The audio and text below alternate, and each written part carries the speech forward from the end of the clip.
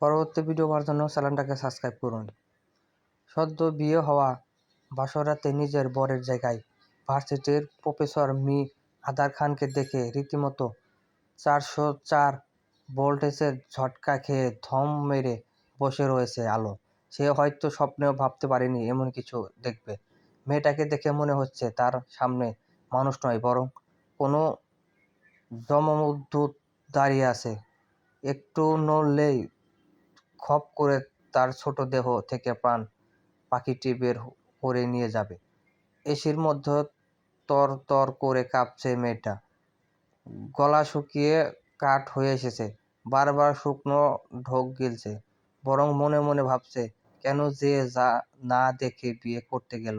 সবাই কতবার করে দেখতে বলেছিল, কিন্তু তখন তো মাথায় ভূত চেপেছিল, যার ফলে সবাইকে বড় মুখ করে বলেছিল একেবারে বাসরাতেই গিয়ে স্বামীর মুখ দেখবে। কিন্তু এই সিদ্ধান্তটা যে কত বড় বাস দেবে সেটা ভাবতে গেলেও পা শিউরে উঠেছে।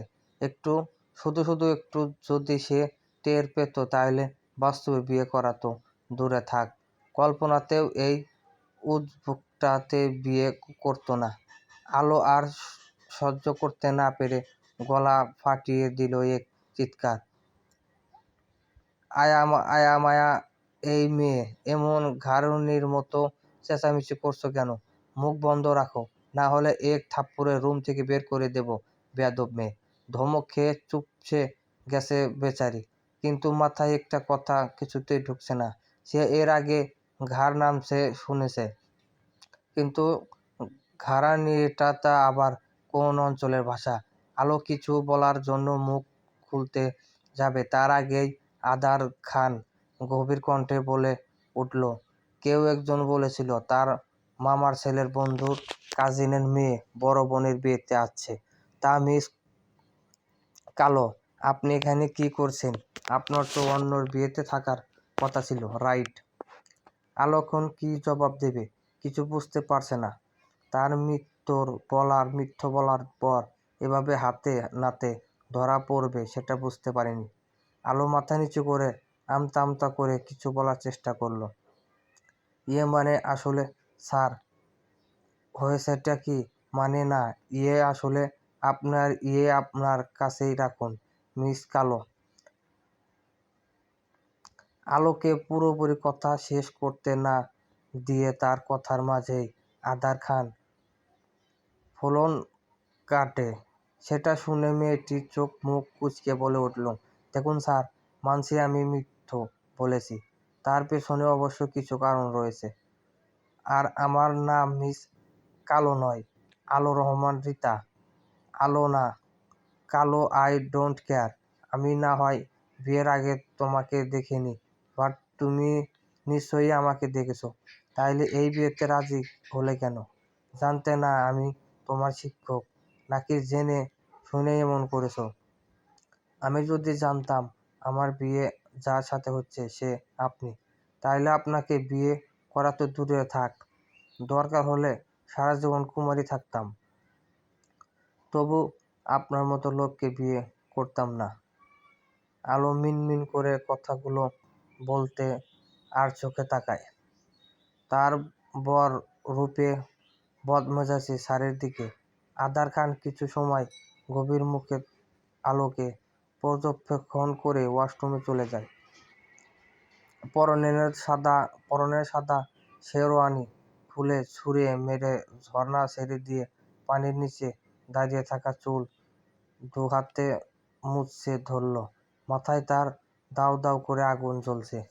একে তো তার দাদাজান তাকে ইমোশনাল ব্ল্যাকমেল করে বিয়েতে রাজি করিয়েছে, তারপর যে মেয়েটিকে দু চোখে সহ্য করতে পারে না, আর সেই মেয়েটি কিনা তার বিয়ে করা বউ, আবার তারই ছাত্রী। ব্যাপারটা হাস্যকর না? আধার নিজের ভাগ্যর ওপর তাচ্ছিল্যের হাসি হাসে। সে যখনই ভাবে নিজের জীবনটা একটু গুছিয়ে নেবে, ঠিক তখনই কোনো না কোনো ঝড় তুফান এসে সবকিছু এলোমেলো করে দিয়ে যায়। তার নিঠুর ভাগ্যটা বড়ই অদ্ভুত।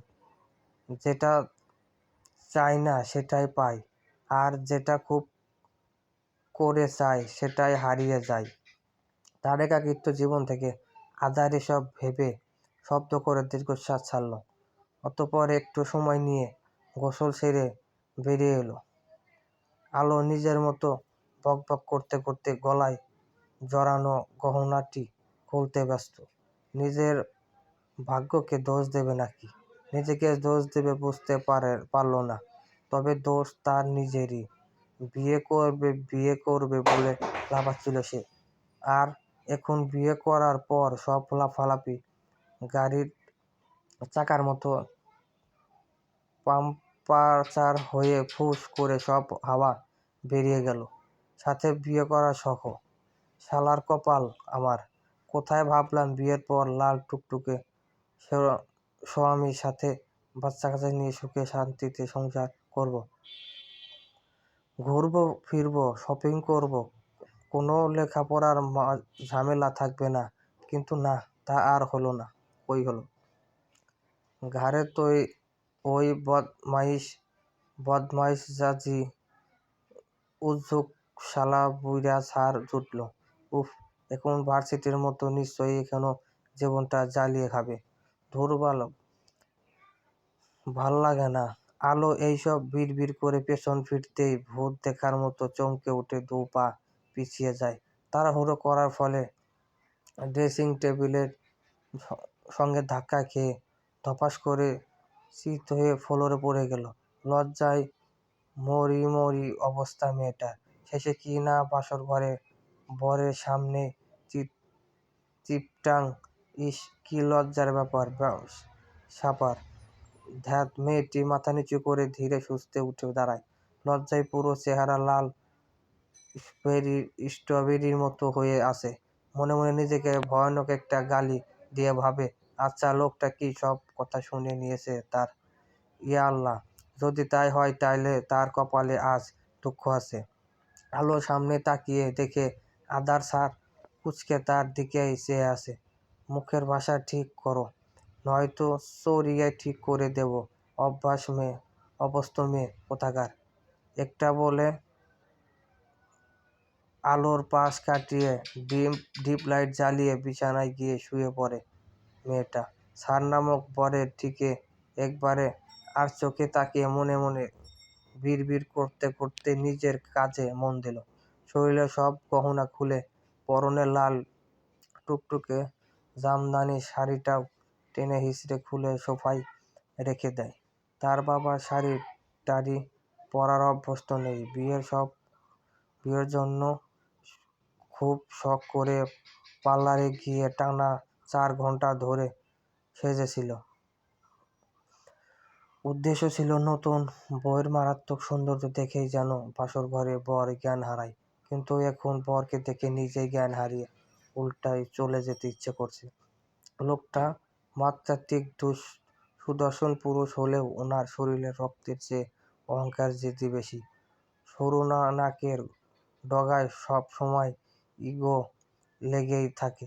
তার মাঝে মধ্যে ইচ্ছে করত এই সান নামক ইগোওয়ালা ডামের সুন্দর নাকের আঁকা চাপটি দিয়ে কেটে দিতে, তাইলে হয়তো একটু ভালো হতো। আলো এসব ভাবতে ভাবতে ব্যাগ থেকে টি-শার্ট প্লাজো বের করে সোজা ওয়াশরুম ঢুকে গেল।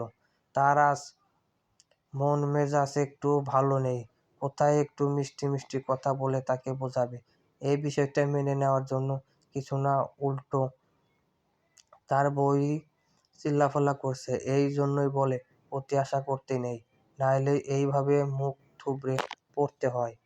তার স্যার ওরফে পচা গোবরের মধ্যেই ওয়াশরুম থেকে বের হয়ে এসে পিঠ পর্যন্ত কাল করা চুলগুলো ছেড়ে দিয়ে সোফায় গিয়ে শুয়ে পড়ল। ওই লোকটার সাথে একই বিছানায় শোয়ার কোনো ইচ্ছে নেই তার। তবে এর পিছনেও একটা কারণ রয়েছে। তার শুয়ে থাকার কোনো ছিঁড়ি নেই। ঘুমের ঘোরে মুখের থেকে হাত পা বেশি চলাচল করে। এবার তো ঘুমের মধ্যে তার কাজিনের নাক ফাটিয়ে দিয়েছিল ঘুষি মেরে। তারপর থেকে তার সাথে একই বিছানায় কেউই থাকতে চায় না, বিশেষ করে তার ছোট বোন ছায়া। তার থেকে 3 বছরের ছোট হবে।